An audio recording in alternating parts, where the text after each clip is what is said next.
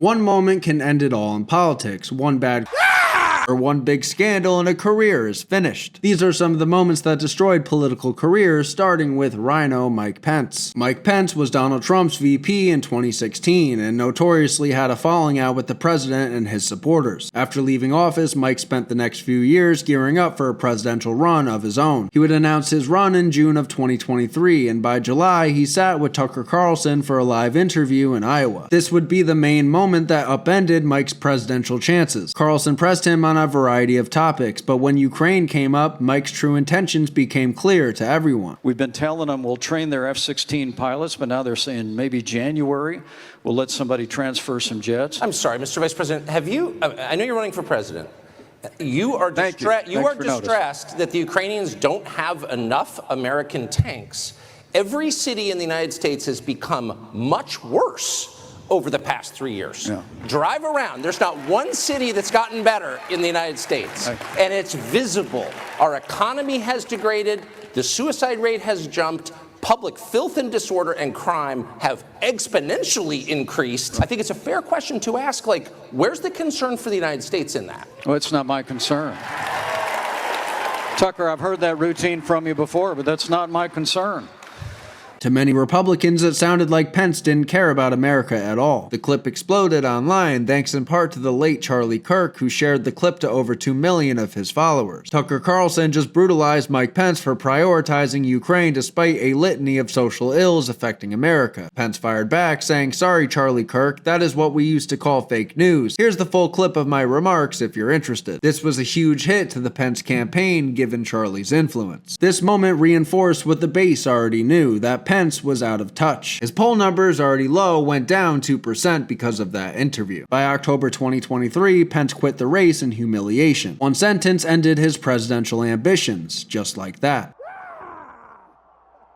Howard Dean was the Democratic frontrunner in early 2004. He was fiery, he was anti-establishment, and he was about to implode. After a crushing third-place finish in the Iowa caucus, Dean tried to rally his young supporters at a post-caucus event. He listed all the states he'd campaign in next, and I'll just let him do it. Not only are we going to New Hampshire, Tom Harkin, we're going to South Carolina, and Oklahoma, and Arizona, and North Dakota, and New Mexico. And we're going to California, and Texas, and New York. And we're going to South Dakota, and Oregon, and Washington, and Michigan. And then we're going to Washington, D.C. to take back the White House. That high-pitched primal echoed through the microphone. In the noisy hall, it seemed normal, but on TV, it sounded unhinged. That bizarre scream became instant political legend. The media replayed it over 600 times in 4 days. Cable news ran Dean's yell on a loop, and late-night comedians had a field day. This is very, very good for you. You've made this turnaround. It's a shame that it's probably too late. Go to hell! We're going to Texas and Nevada! Take it easy. He was mocked in remixes and viral videos, and might have even been the first viral meme of modern politics. The scream made Dean look too unstable to be president. His momentum completely vanished. He lost the next contest and dropped out a month later. That wild is all people remember. In one night, Howard Dean screamed away the presidency. But sometimes it's not a yell that ends you, it's silence. Jeb Bush was the Republican establishment's favorite in 2016, a former governor with a famous name and a $100 million war chest at his disposal. But on the campaign trail, he was floundering. He was very low energy and struggling to connect. On February 3rd, 2016, in New Hampshire, Jeb made his last stand. He spoke about national security in a signature monotone voice, saying, "So here's my pledge to you. I will be a commander-in-chief that will have the back of the military. I won't trash talk. I won't be a divider-in-chief or an agitator-in-chief. I won't be out there blowharding, talking a big game without backing it up. I think the next president needs to be a lot quieter, but send a signal that we're prepared to act in the national security interests of this country, to get back in the business of creating a more peaceful world. Please clap. His tone said it all. He sounded like a defeated man who knew his time was up. The audience chuckled and gave a meek applause, but the damage was instant. It confirmed everyone's suspicions. Jeb just couldn't ignite any excitement. In a year dominated by Donald Trump's bombast, Bush's weak plea became shorthand for his failed campaign. Just 17 days later, after another humiliating finish, Jeb Bush bowed out of the race. Now obviously, please clap was not the only thing that did Jeb in, but it was surely the final blow. Safe to say, Jeb Bush will never be president of the United States. And what is Aleppo? Gary Johnson was not a household name until Aleppo. The former New Mexico governor and libertarian candidate for president in 2016 was live on MSDNC's Morning Joe on September 8, 2016, pitching himself as a serious alternative to Trump and Clinton. Then panelist Mike Barnicle asked an unexpected question. What would you do if you were elected about Aleppo? About Aleppo. Johnson looked blank. And what is Aleppo?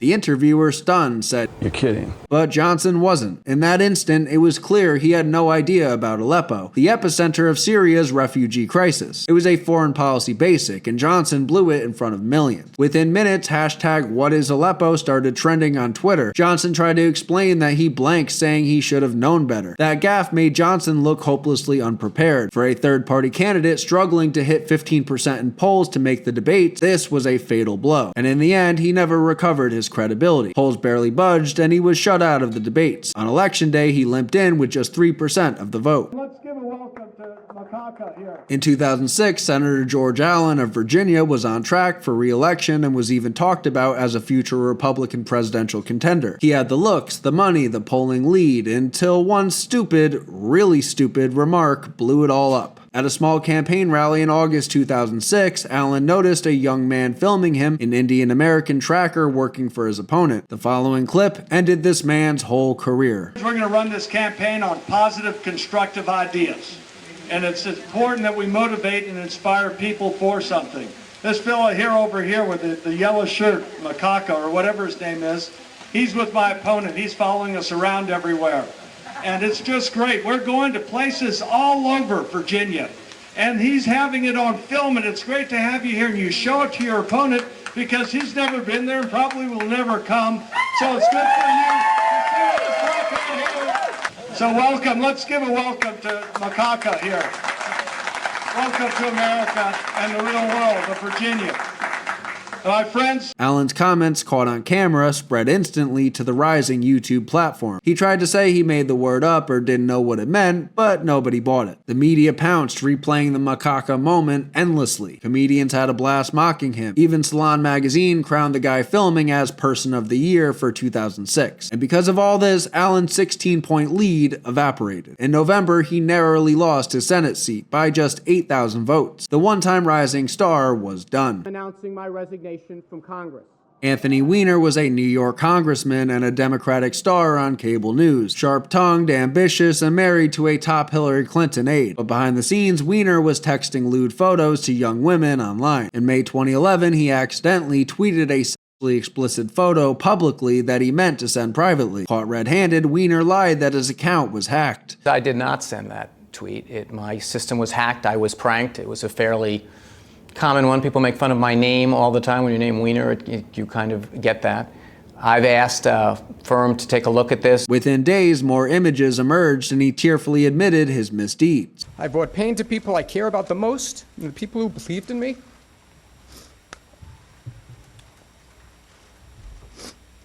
And for that, I'm deeply sorry. He resigned from Congress in disgrace on June 16, 2011. So today, I am announcing my resignation from Congress.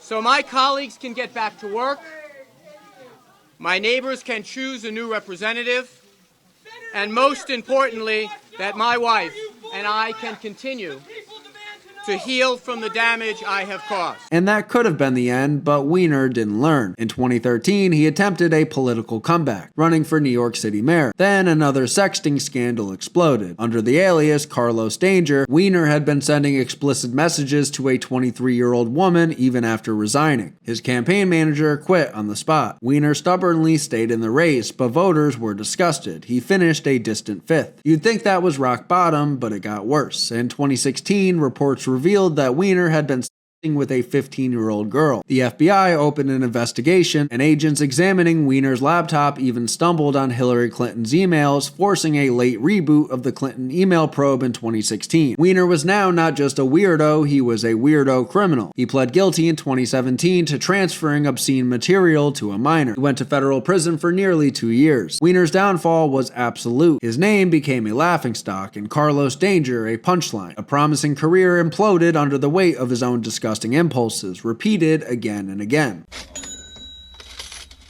Senator Bob Menendez was a powerful Democrat from New Jersey, but in 2023, the FBI found something in his house that shocked even cynical observers: gold bars and cash stuffed in closets. In September 2023, a federal indictment dropped like a bomb. Menendez and his wife were charged with taking bribes from 3 businessmen in exchange for political favors. The indictment alleges that Hannah, Uribe, and Davies provided bribes in the form of cash, gold, home mortgage payments, a low-show or a no-show job for Nadine Menendez, a Mercedes-Benz, and other things of value. It was like something out of a movie, a U.S. senator allegedly hiding gold in his house. Menendez was accused of acting as an agent for Egypt, peddling his influence as Senate Foreign Relations Committee chair in exchange for money. The indictment said he helped secure secret military aid for Egypt and tried to interfere in criminal probes of his associates. This scandal was too outrageous to survive. Menendez refused to resign at first, insisting he'd done nothing wrong, but nearly everyone, Republicans and Democrats, called on him to step down. In 2024, his day of reckoning arrived. Menendez was found guilty on all counts by a jury. He became the first sitting U.S. senator ever convicted of acting as a foreign agent. The sight of gold bars and wads of cash made it impossible for Menendez to spin the story. His decades-long career was over in an instant. Mark Sanford was a 2-term South Carolina governor and a rising Republican star. In June 2009, he suddenly went missing. For 6 days, nobody, not even his wife and staff, knew where Governor Sanford was. His security detail was in the dark. His phone was off. Finally, Sanford's office told the press a strange story. The governor was hiking in the Appalachian Trail to clear his head, but it was a lie. Sanford wasn't in the mountains. He was in Argentina with his mistress. A local reporter caught him returning at an airport, forcing Sanford to come clean. In a tearful June 24th press conference, Sanford confessed and said the bottom line is this: I've been unfaithful to my wife. He called his Argentine lover his dear, dear friend and admitted to a year-long affair. The wholesome family man image was shattered. Sanford had even ditched his 4 kids on Father's Day weekend to see his lover. The fallout was immediate. He was forced to resign as head of the Republican Governors Association. Lawmakers in his state launched investigations and calls for his impeachment. Sanford managed to serve out his term as governor, but his White House dreams were dead. At one point, he had been considered a potential 2012 presidential candidate, but not anymore. And funny enough, hiking the Appalachian Trail became a national punchline for cheating politicians. Sanford's marriage collapsed, and although he later won a House seat in a minor comeback, he never regained his stature. Senator Larry Craig was a Republican known for his family values and opposition to gay rights. But in June 2007, he earned a different kind of fame. Craig was traveling through the Minneapolis airport when he was arrested in a men's restroom during a sex sting operation. An undercover officer had noticed Craig loitering outside the stalls and peeked in. Craig then took the stall next to him and signaled under the divider, tapping his foot and even touching the officer's shoe. In police code, that's a known sign for soliciting anonymous. The officer flashed his badge and arrested the senator on the spot. Caught red-handed or red-footed, Craig quietly pleaded guilty to a misdemeanor disorderly conduct charge, hoping to make it all go away without publicity. 2 months later, the story hit the press, and yeah, the nation learned a U.S. senator had been nabbed playing footsie in an airport john. At a press conference back home, a visibly shaken Craig declared, "I was not involved in any inappropriate conduct at the Minneapolis airport or anywhere else. I chose to plead guilty to a lesser charge in hopes of making it go away. Let me be clear. I am not gay. I never have been gay. Republican leaders stripped Craig of his committee roles and pushed him to resign. Craig initially agreed to step down, then tried to undo his guilty plea and hang on to his seat, but it was no use. His credibility was destroyed. He served out the remainder of his term in shame and did not run for re-election. A 27-year career in Congress ended in disgrace because of one gay incident in a bathroom stall. We finally beat Medicare. It was June 27, 2024, the first presidential debate of the election season, live from CNN studios in Atlanta. President Joe Biden, age 81 and struggling in the polls, went head-to-head with Donald Trump much earlier than usual, hoping to quiet concerns about his age. It turned into a night of horror for the Democrats. From the start, Biden looked frail and sounded tired. His voice was hoarse and weak. He appeared confused, often staring blankly while Trump spoke. Then came the moment. Roughly 10 minutes in, Biden completely malfunctioned on stage, as seen here. President Biden, I want to give you an opportunity to respond to this question about the national debt. He had the largest national debt of any president in a 4-year period, number one. Number two, that $2 trillion tax cut benefited the very wealthy. What I'm going to do is fix the tax system. For example, we have 1,000 trillionaires in America. Billionaires in America. And what's happening? They're in a situation where they, in fact, pay 8.2% in taxes. If they just paid 24%, 25%, either one of those numbers, they'd raise $500 billion, I should say, in a 10-year period. We'd be able to wipe out his debt. We'd be able to help make sure that all those things we need to do, child care, elder care, making sure that we continue to strengthen our health care system, making sure that we're able to make every single solitary person eligible for what I've been able to do with the with the COVID. With dealing with everything we have to do with. Look, if we finally beat Medicare. Thank you, President Biden. What he said made no sense, and it was all anyone remembered. Trump, sensing blood in the water, actually held back and let Biden flounder. When Biden finished with that bizarre line, Trump quipped, "Well, he's right, he did beat Medicare, he beat it to death." The audience, no live crowd, but millions at home, saw a president who seemed lost and weak. Biden mixed up numbers, slurred words, and looked every bit an old man in over his head. Even left-leaning commentators were alarmed. CNN's David Axelrod, Obama's former advisor, said, There is a feeling, I think there was a sense of shock, actually, at how he came out at the beginning of this debate, how his voice sounded, he seemed a little disoriented. He did get stronger as the debate went on, but by that time, I think the panic had set in, and I think you're going to hear discussions that I don't know will lead to anything, but there are going to be discussions about whether he should continue. A day later, he admitted, "I know I'm not a young man. State the obvious. I don't walk as easy as I used to. I don't speak as smoothly as I used to. I don't debate as well as I used to." His team floated excuses about fatigue and jet lag, but it was too late. The "We Finally Beat Medicare" clip was playing on endless repeat, a devastating symbol of Biden's mental decline. In the days that followed, Democratic Party leaders went into panic mode. Private conversations swirled about pushing Biden to drop out. Within weeks, Joe Biden finally accepted reality. In July 2024, he withdrew from the race, ending his campaign and effectively his political career after half a century. Kamala Harris was nominated in his stead, but the damage was done. Biden's legacy was sealed in that disastrous debate. His age and frailty became the story, and there was no coming back. The 46th president of the United States went out not with a bang, but with a confused whimper in front of the whole world. There is not a thing that comes to mind. Vice President Kamala Harris found herself unexpectedly at the top of the Democratic ticket. 1 month before Election Day on October 8, 2024, Harris went on ABC's The View for a friendly interview. The following was supposed to be a soft pitch. Instead, it produced the moment that defined her presidential campaign. Well, if anything, would you have done something differently than President Biden during the past 4 years?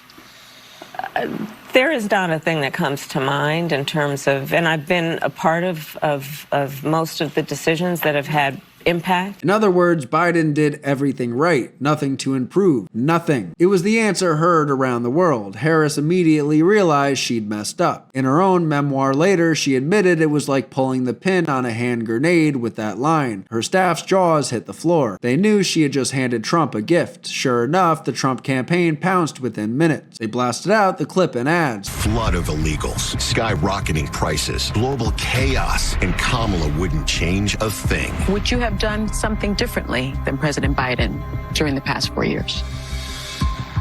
There is not a thing that comes to mind. Nothing will change with Kamala. Trump himself gleefully mocked lying Kamala, crowing that she'd admitted she would do nothing different from Crooked Joe, the worst president in the history of the United States. Harris had played right into Trump's narrative. For voters who were unhappy with Biden, Harris basically promised more of the same. On Election Day, the public responded decisively. Trump beat Harris in a landslide, even winning the popular vote for the first time. That one answer, not a thing, became the defining mistake of her campaign. But let's be clear, there were many more reasons she lost, including, most importantly, she was running against a force of nature, a once-in-a-lifetime president. But Kamala Harris learned the hard way that loyalty can be politically fatal. Thanks for watching.